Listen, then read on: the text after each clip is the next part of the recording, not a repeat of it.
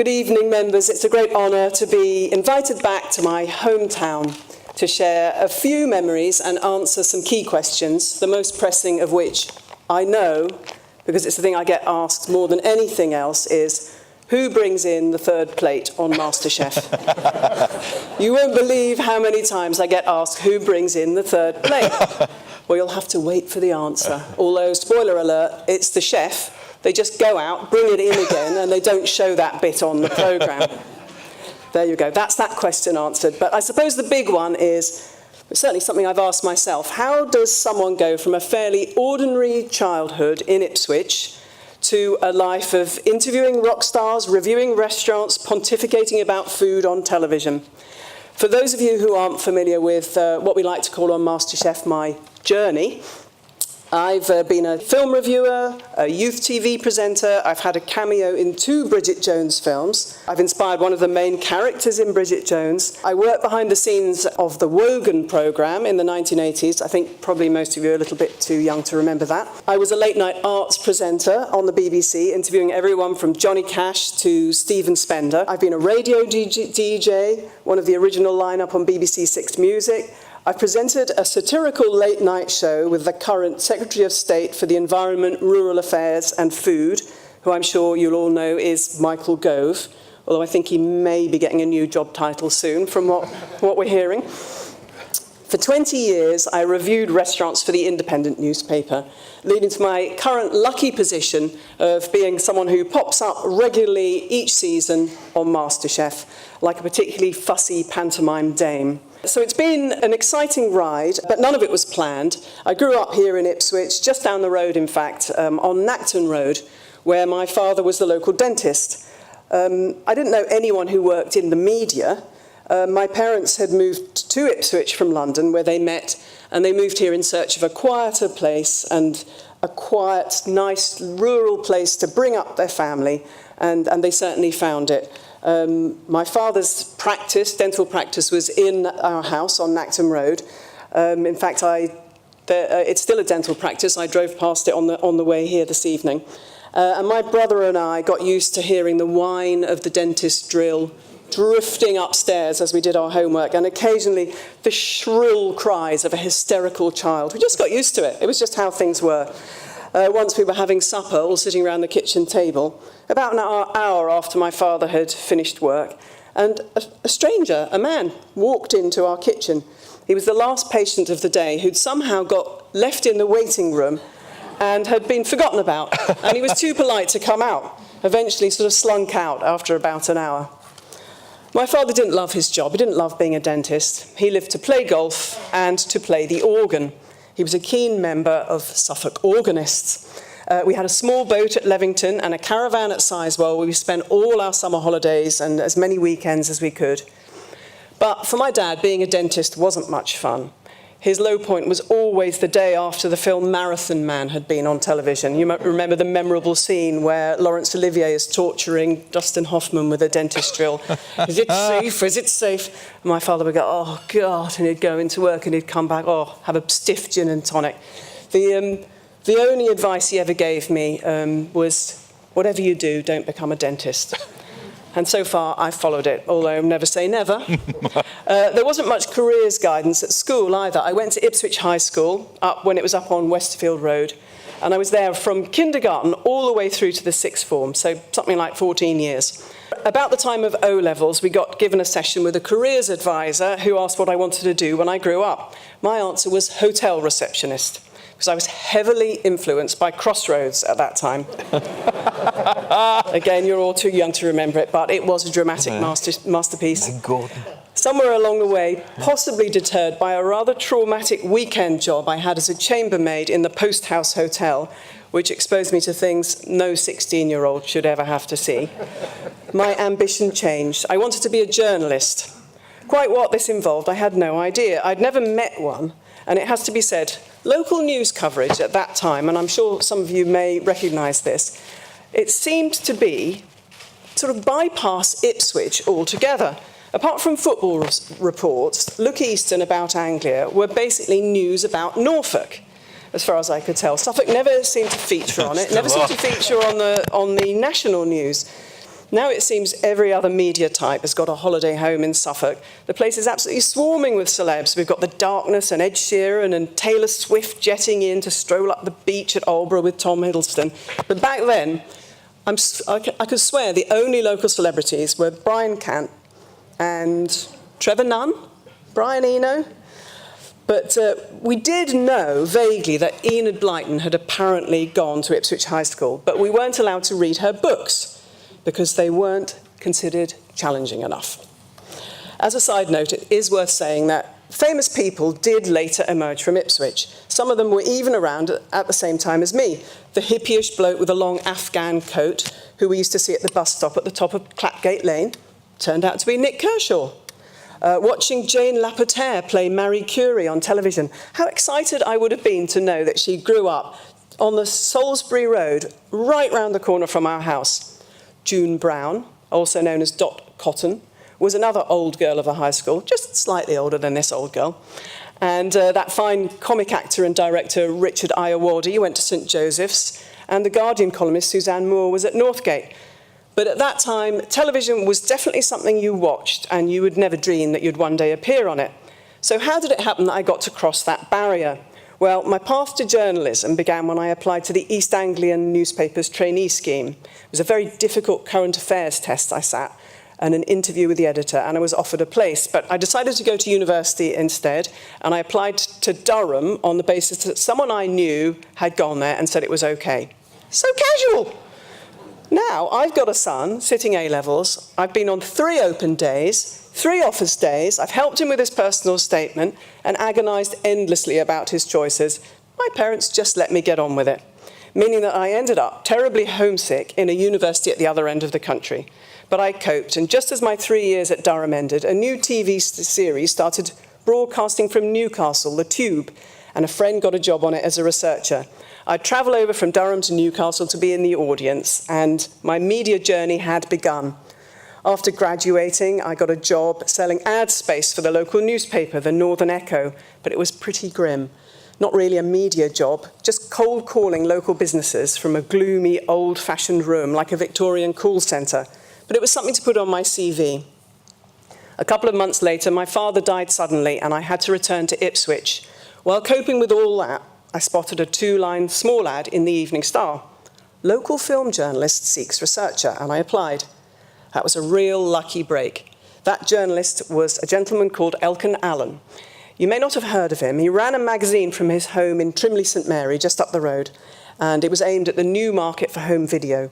Elkin had several glorious careers behind him at that point in the early 80s. He'd been a newspaper reporter, a theatre reviewer, a TV producer. He'd discovered David Frost. He'd invented Ready, Steady, Go. And he'd been TV editor of the Sunday Times, where he'd pioneered that informative style of listings, TV listings, which have since become the norm. He was a real polymath, and he'd moved between TV and newspapers, always with a bit of a side hustle.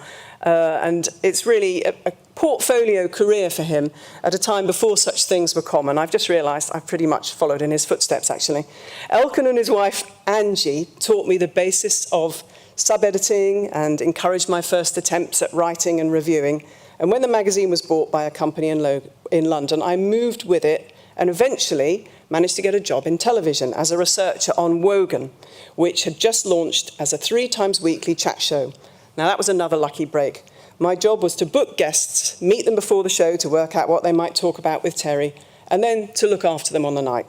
In my first month, I flew to Dallas to make sure Victoria Principal and Linda Gray, better known as Pam and Sue Ellen Ewing, made it to the studio for a down-the-line interview. I accompanied Blake Carrington to Ladies' Day at Ascot. I braved Eartha Kitt's hotel room. That was pretty scary. I had tea with Peter Cushing and had to drag John Denver out of the pub. He was most reluctant to leave, I remember. And most memorably of all, for me anyway, I made my first TV appearance as Meryl Streep. Very, very unwillingly, as you will see from this clip I'm going to show you. Just to set it up, a Mail on Sunday journalist who looked somewhat like Meryl Streep had tricked a Sunday Times journalist into interviewing her. The next day, I went into the office and I was told I would be on that night's show, tricking the fake Meryl in return. I protested, but resistance was futile, and this is what happened. Prize for you. a lady who arrived from America in London this afternoon to publicise her new film, Plenty, the outstanding Oscar-winning actress Meryl Streep.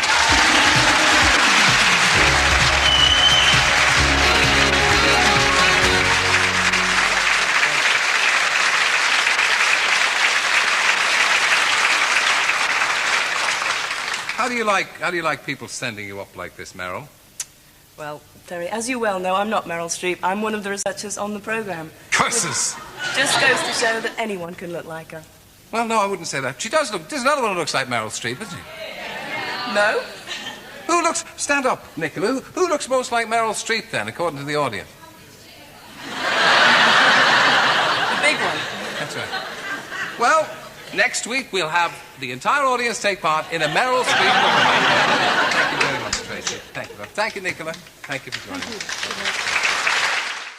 I don't know why I was talking in that funny voice, a sort of squeaky voice, but that was my first television appearance, and I hated it, as you could probably tell. But you could probably also tell what a very kind man Terry Wogan was. He didn't take television too seriously. He was unfailingly kind to the production team and unfailingly hilarious behind the scenes. I remember being in a crowded green room after a show on which Robert Kilroy Silk, if you remember him, had appeared on the programme to tell Terry to announce that he was going to resign from Parliament to host his own TV show.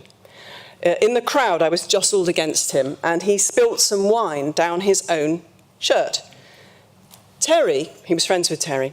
Terry, this girl spilt wine on me, he snitched unforgivably. To which Terry responded by putting his arm round me, giving me a hug and saying, "She's one of our very best people." It was a little gesture of support, which was very typical of that lovely man, whose memorial service at Westminster Abbey I was honoured to attend a couple of years ago. From Wogan, I moved on to Food and Drink, and then on to Network 7, a hugely ambitious Channel 4 youth show put together by Janet Street Porter, now of Loose Women fame. 2 hours of live TV, a mix of entertainment, live stunts, campaigning journalism, all anchored from a derelict warehouse in London's Docklands, the original Canary Wharf. It was a bit of a mess, but with its noisy on-screen graphics and headline-grabbing stunts, it prefigured many of the TV trends of the future. And its young and diverse presenting lineup, including the late Magenta Divine, who sadly died earlier this month, introduced a new generation of TV talent. Apart from my tremulous Meryl debut, which you've just seen, that Network 7 was my real baptism of fire. I was chucked in at the deep end with no water cue, no earpiece, not much support, working out of a bunch of caravans. We had to fill 2 hours of live television a week. I reported from the London Marathon on the perils of jogger's nipple and travelled to a high-security prison in Louisiana to do a live phone poll with our viewers on whether a prisoner on death row should be executed. Our viewers voted overwhelmingly that he should be, which was embarrassing news to have to break to him live on air. Oh, I've gone cold just remembering it. I was a youth presenter, but the world I was reporting on, including the emerging rave culture, wasn't really my world. I was much more comfortable on Wogan, hanging out with a cast of Allo Allo or going for tea with Harry Worth. My next TV job took me even further out of my comfort zone. The Late Show was a live nightly art show on BBC Two, and unbelievably, it was on air 5 nights a week after Newsnight. I joined the team as a producer, but was persuaded to audition as one of the presenters and got the job. It was a very, very brainy show, and the other 3 presenters were very brainy people. Their debating and interviewing skills forged by live discussions on Radio 3. Luckily, my interest in music and popular culture gave me a small comfort zone, and I started to specialise in those areas. I interviewed one of my musical heroes, Elvis Costello, who I'd seen playing with the Attractions at the Ipswich Gaumont, of course. He went on after that to make a record with Paul McCartney, and I got the call to make a similar show with Paul, as I like to think of him, which involves spending a couple of days hanging out at his home studio in Sussex, watching him rehearse for a new tour. I sat on Stevie Wonder's piano stool while he played Superstition, interviewed legends like Joni Mitchell, Randy Newman, Johnny Cash, and James Taylor. For a music fan, it was truly the dream job. Sadly, the one thing The Late Show is remembered for, at least musically, is the infamous incident with the Stone Roses, then the hottest young band in Britain, making their first TV appearance.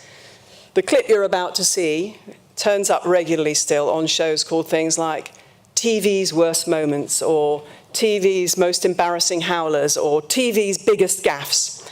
I still have people coming up to me and shouting "amateurs" at me. If you haven't seen it, here's a reminder of what happened. You may need earplugs.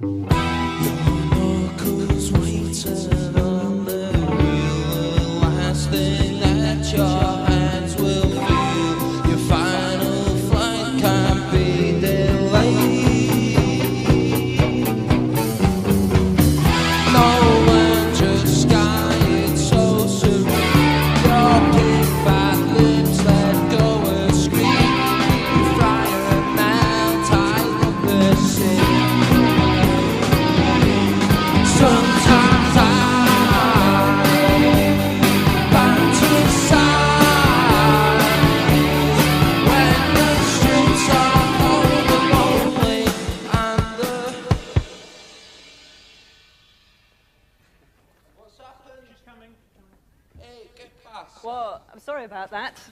Looks like we've had a power shortage or something, so we'll move on to the next item. And Martin Parr is one of Britain's leading photographers, known for his innovative colour work and for creating a new school of British documentary photography. We'll do it. We'll sort it out in a minute. His latest book, The Cost of Living, chronicles how the comfortable classes spend their time and money. But like some of his previous work, the latest photographs are controversial. Critics allege he's exploiting his subjects rather than making social commentary. He has already agreed to take 2 of the photographs out of his current exhibition after complaints from the people in them. What actually happened on the night has since been revealed. Someone with the band turned up their monitors on purpose, which triggered the limiters in the studio, as they had been warned it would. It wasn't our fault at all that the sound went. And Ian Brown, the band's shouty singer, has actually acknowledged that. I bumped into him in a shop a few years ago and introduced myself, and he did have the grace to apologise. But millions of people have seen that clip, probably more than have seen anything I've ever done, including MasterChef. And by them, I will forever be remembered as the school-marmish figure who prances on to be shouted at by the coolest band in Britain. 5 years on The Late Show was like a university education in itself. I interviewed poets and novelists and travelled from Nashville to Kyoto. I hosted the TV coverage of the Edinburgh Festival, as well as the Booker Prize, the Mercury Music Prize. Got a radio show on London's GLR, which led eventually to me becoming one of the launch DJs on BBC Six Music. And by chance, I became a restaurant critic around this time, another lucky break. My friend Helen Fielding had started writing a column in the independent newspaper, Bridget Jones's Diary, in which she comically charted some of the rackety adventures of a 30-something singleton and her 2 friends, Sharon and Jude.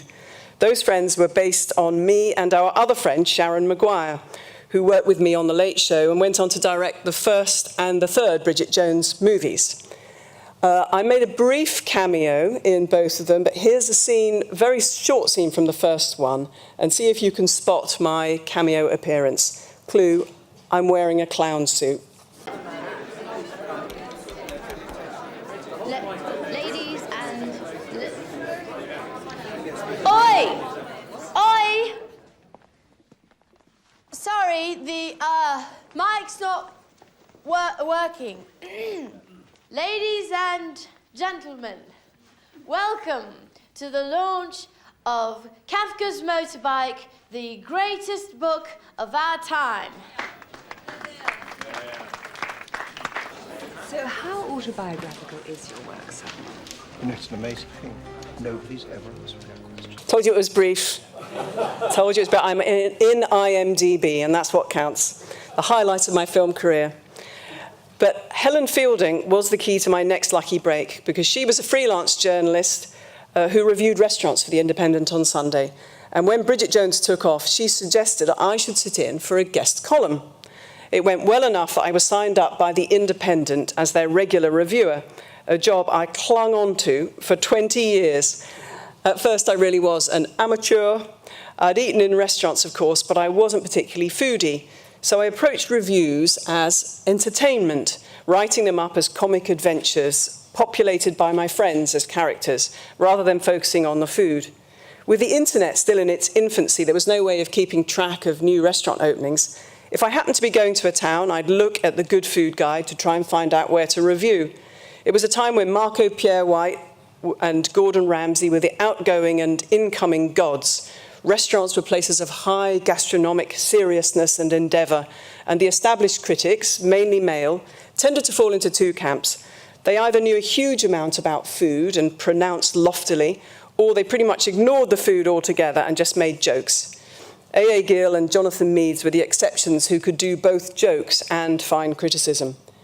Gradually, though, I started to learn on the job. As the restaurant scene exploded, I was lucky enough to chart wave after wave of new eating trends. Asian fusion cuisine, high-end Indian openings, gastropubs, small sharing plates, the ascendancy of ottolenghi, the decline of formal haute cuisine. I stopped writing about my friends, started writing more about the food, always trying to visit restaurants in the same spirit that a regular guest would do, hungry and with co-diners who would really appreciate the experience. The one exception to that was when I took my mum to the Fat Duck, where I was to interview Heston Blumenthal, then just starting out on his starry career. I planted Mum in the pub garden while I went in to interview the experimental chef, and my mum was offered some nibbles, including braised coxcombs. It wasn't something she would ever have been exposed to in Ipswich, where the summit of our gastronomic experience would have been rump steak and chips and Black Forest Gatto at the Burney Inn. But luckily, Mum didn't catch what they were and happily nibbled on these little pink frilly morsels, only realising afterwards, to her horror, what she'd actually been eating.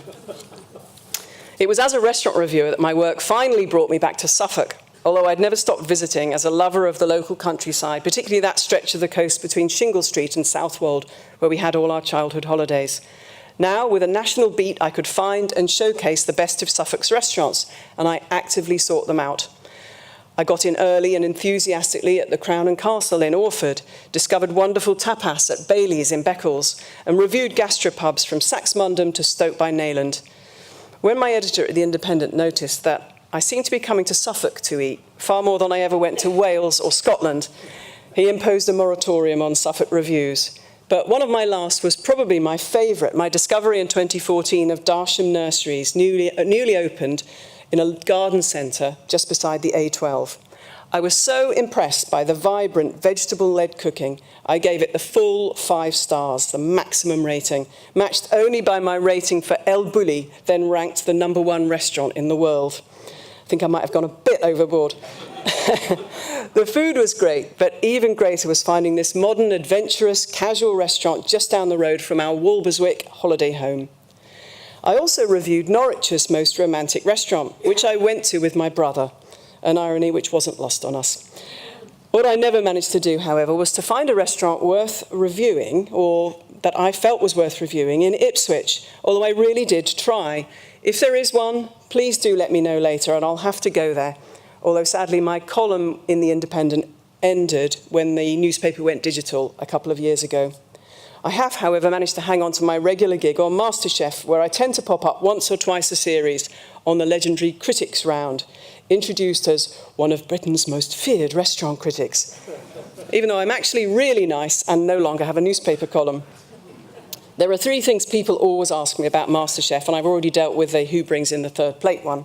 The second favourite is the food cold by the time you eat it? And the answer to that is, it can be, but the walk from the kitchen to the table is short, and if the chef has warmed the plates, the food is generally warm enough.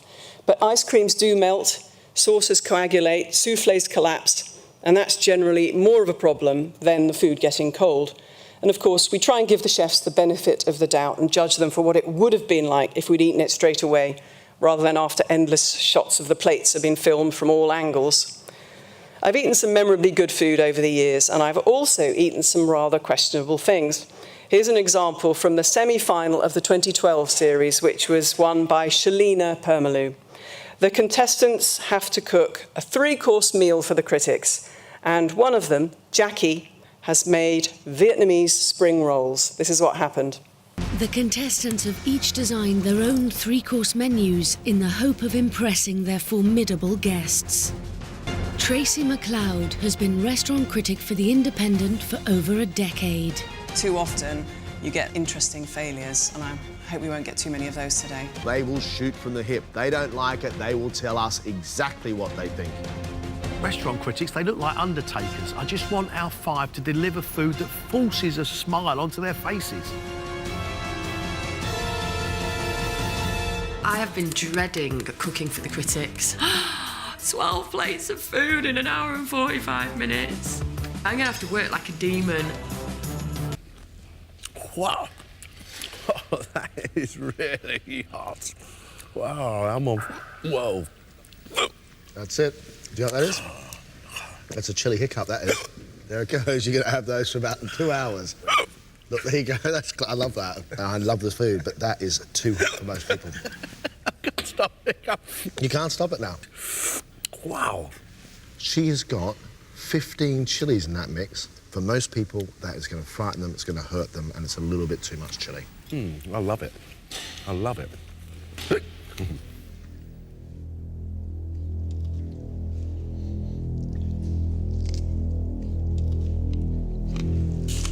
Oh my goodness. Great big mouthful of raw chilli. I've got hiccups.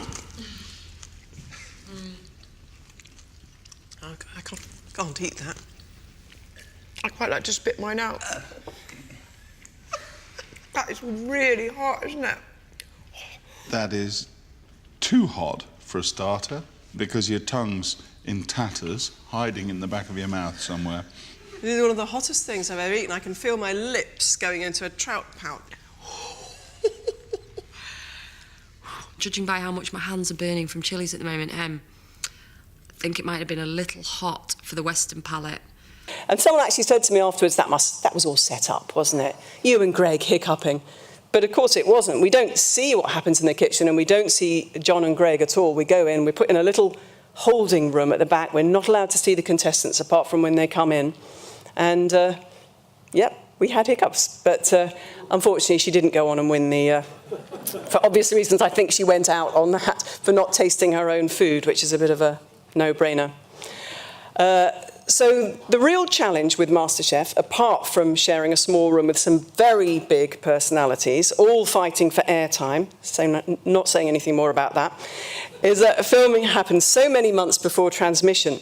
By the time the series goes out, I've completely forgotten who cooked for us and what they cooked. They're only in the room for a few, barely a minute, so you just don't remember the faces when the series starts. The episode which went out last Friday, for example, was filmed last November. Which brings me to the third question, do you know who has won? And the answer to that is very much no. And even if I did, I would be shot if I told anyone. But we don't know. We don't even know who goes through at the end of our round. We just go home at the end of the filming, feeling rather full, and leave the presenters to decide, although our comments are fed back to them on warmed plates, one would hope. It's astonishing that the finalists and winners managed to keep their life-changing secret for so many months, even from their own families. But I've eaten some fantastic and memorable food in the MasterChef critics' room over the years, and some pretty awful things too. The memory of Wayne Sleep's nearly raw turbot haunts me still. Of course, just reviewing a restaurant every couple of weeks isn't really a full-time job, so over the last couple of decades, I've dodged around doing various other things. I worked developing TV shows for a few years at Planet 24, the company that made The Big Breakfast. I've media-trained politicians and film stars, and I've appeared on radio panel shows. And I somehow found myself presenting a satirical show with the comedian David Baddiel and a young journalist called Michael Gove. The show was called... I can't even bear to tell you. It was a truly awful show, a live late night on Channel 4, in which we would deliver polemical essays direct to camera on the big issues of the day. Michael Gove was then in his early 20s, already formidably smart, and to me, like a creature from another planet. He was an arch Tory. Until then, everyone I'd worked with in the media had been pretty much left-leaning, certainly publicly, and he was fearless.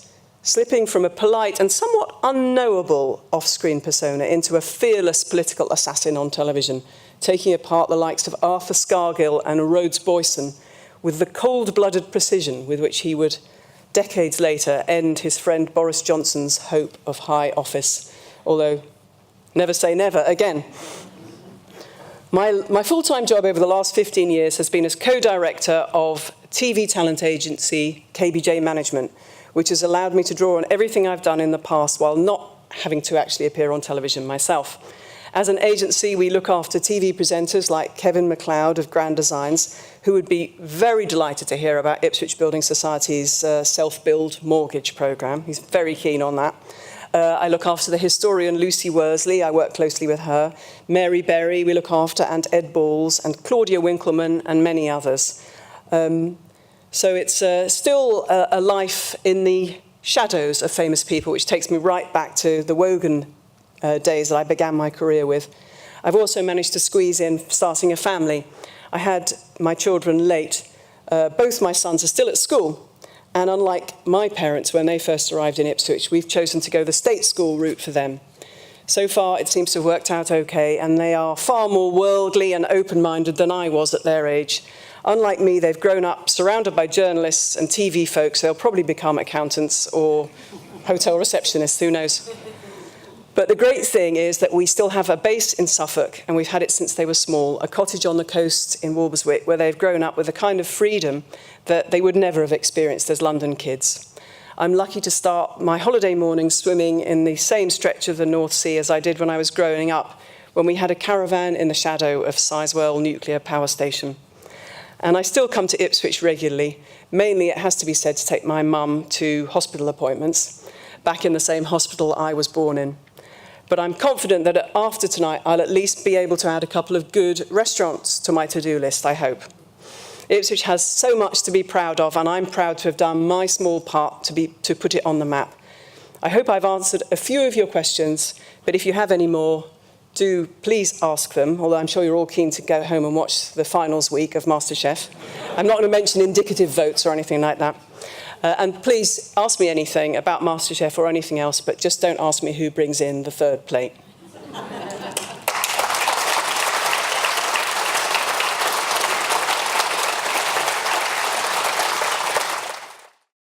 You got your lucky break in Ipswich getting into journalism.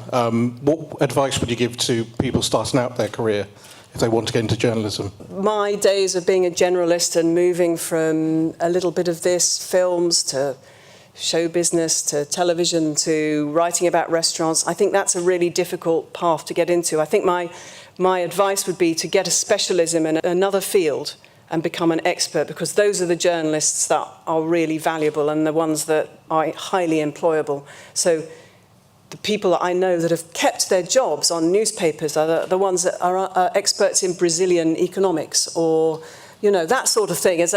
My advice would be that there isn't really a career path, I think, for general journalists, because everyone is a writer now.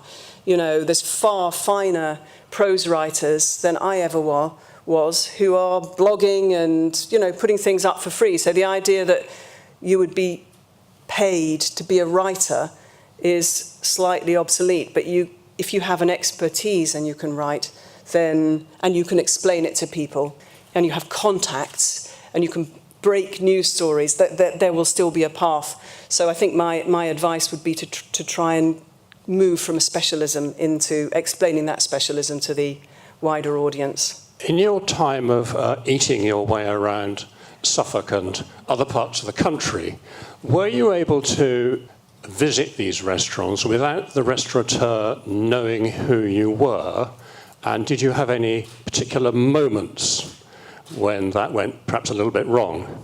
That's a good question, because even though I'd been on television and was on television doing the critics round on MasterChef while I was a reviewer, the truth is that most people who work in restaurants work much too hard to watch television in the evening.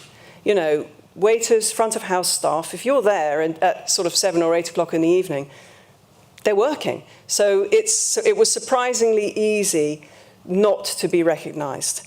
There's a famous, the PRs, when a new restaurant opened, the PRs would supply them with headshots of all the restaurants with a little rubric with their sort of the names that they booked under, like code words, you know. Then someone sent me a shot of mine, you know, terrible photograph of me, and said something like, tall and striking. Yes, please, that's because I swam in the North Sea by Sizewell B, that's why I'm so tall.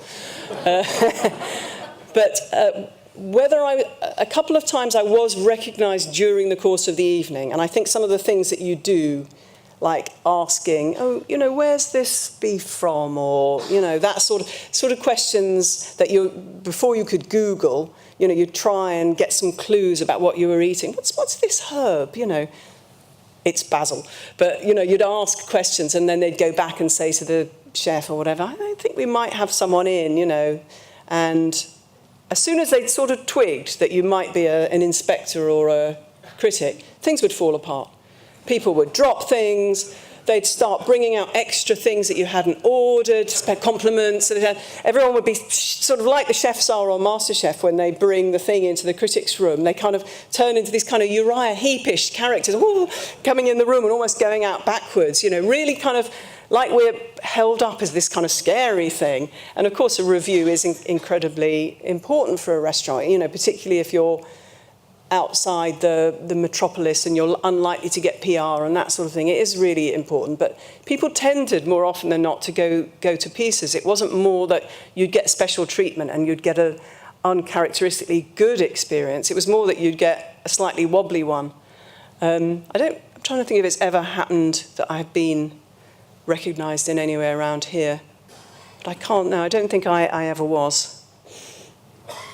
Might be now. Unfortunately, I can't review restaurants anymore, but I do the odd thing. I did something for National Geographic Food recently, but I'm quite relieved to a certain extent not to be doing it anymore, because there's so many new people coming up and new voices and, you know, all the bloggers and everything. That the race to get in first and be definitive has really, you know, I think it's sort of quite tormenting for some people.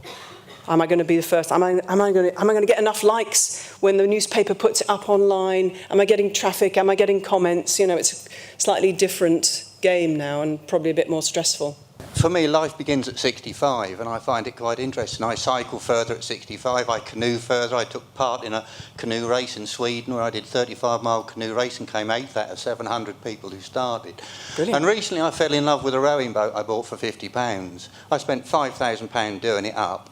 And my intention, and I spent £10,000 to put it in a garage, which is quite... But what I'm looking for is a TV producer who's got food talents, because what I'd like to try and do is row from Kendal to Bordeaux.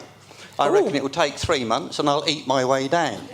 I hope to turn it into a race between 2 rowing boats. So what we're looking for is a producer or a television person who... I was expert of the day when Griff Rhys-Jones did the River Stour, so we're keen on water and we're keen on doing things. And I wondered if you're interested in showing how life begins at over 65 and make a programme of it. So you're looking for an agent, basically? She's far too young. I think probably the thing to do would be to do a blog, you know, because that seems to be you know, those big adventures. You could certainly, if you did a sort of daily update and then got sort of social media around that would probably be the way to cover your journey. It does sound something that people would enjoy seeing. But I think, to be honest, the way television is, they'd be more likely to take your idea and give it to Dara O'Brien and say, OK, he's going in the boat, and you'd be relegated to the support boat, because television is very star-driven, as I'm sure you know. So that's why I'm suggesting maybe film it yourself and, you know, make yourself the star of your own show. I'd like to ask the question, while you're swimming, did you notice the fish were longer around the nuclear station? Well, we used to always wait, because it was Sizewell A only when I first was growing up. In fact, I remember one of my earliest memories is going inside Sizewell A when they had their first opening to the public. Locals were allowed to go in and walk around inside it before it properly was operative. But we used to wait until the tide was bringing the warm sort of blowout water, the runoff water that they'd used to cool the pipes. We used to wait until it was coming in our direction and swim in that. or your experience of eating out, etc., what do you like to eat when you have a meal at home? I like to cook, and I enjoy following recipes. So I've got a huge collection of cookery books, and obviously I've cooked about one recipe from each of them. And when I actually think, oh, I wonder how I cook something, if I've got an idea in my head, I look on the internet and Google it. So I've got all these cookery books, but what I like to cook is I like to do something different each time. But when you've got children, mine are older now, but they don't like something different each time. And they don't like anything that doesn't look like something they recognise. They don't like things that touch on the plate. They don't like things that are blended. They don't like, you know, sometimes I'll come back from judging MasterChef and I'll do something vaguely ambitious, not as ambitious as what I've eaten, and my son will come in, so he's about 13, and, what are you cooking? Is it a stir fry? Your food's literally disgusting. And I think, doesn't he watch television? I'm one of the feared restaurant critics. So he literally thinks my food is disgusting. I mean, but I like to sort of experiment. I love cooking from Ottolenghi's cookbooks, and when I eat out, I like to eat things that I couldn't cook at home. So Vietnamese food, Chinese food, anything that's a bit sort of difficult to cook at home, I like to eat out. Who is the most interesting person that you have ever interviewed? That's a really good question. I didn't interview them. But the thing about the Stone Roses is that guy was the same age as me. It's like, why is he coming on like a sort of mardy teenager, you know? I was incredibly interested and sort of impressed by Joni Mitchell. I'd grown up, you know, listening to her music, and she had an incredible honesty about her and charisma, and she was quite harsh. She didn't do all the schmoozy stuff that interview and interviewee sometimes do, the sort of courtship of the smiles and the sort of making you feel at ease and all that. She was quite crisp, but I found her so interesting, and she opened up, I felt, a lot. So that was one of my favourite interviews. I was super impressed to interview Johnny Cash. That's why this is like the third time I've mentioned it. He was just astonishing. I went to interview him backstage at the Albert Hall after he'd just come off stage. And it was a short interview, and I can remember my producer had said, just try and get him to play a bit, if you can. And the manager had said, you know, Johnny won't be able to play, you know. And he was talking about a particular song and a particular rhythm, and I said, I don't suppose you could just pick your guitar up and play us a bit, could you? And his manager burst into the room. Why do you people always try and change the rules? And that became a bit of a sort of catchphrase for a while, because we do, you know, you're always pushing to try and get the scoop, as it were. So those were two. And Paul McCartney was an interesting experience. He's still very defensive about the Beatles and John Lennon. You know, even though it was probably about 1991, 92, so a long time after, he was very much kind of, I felt, on the defensive, like I had somehow undervalued him, you know. If I made a mention of John Lennon, it was kind of like, oh, here we go again, oh, bloody Beatles and John Lennon. It was interesting that I felt there was a huge sort of almost insecurity underneath the huge success. You know, I think he's probably come out of that now.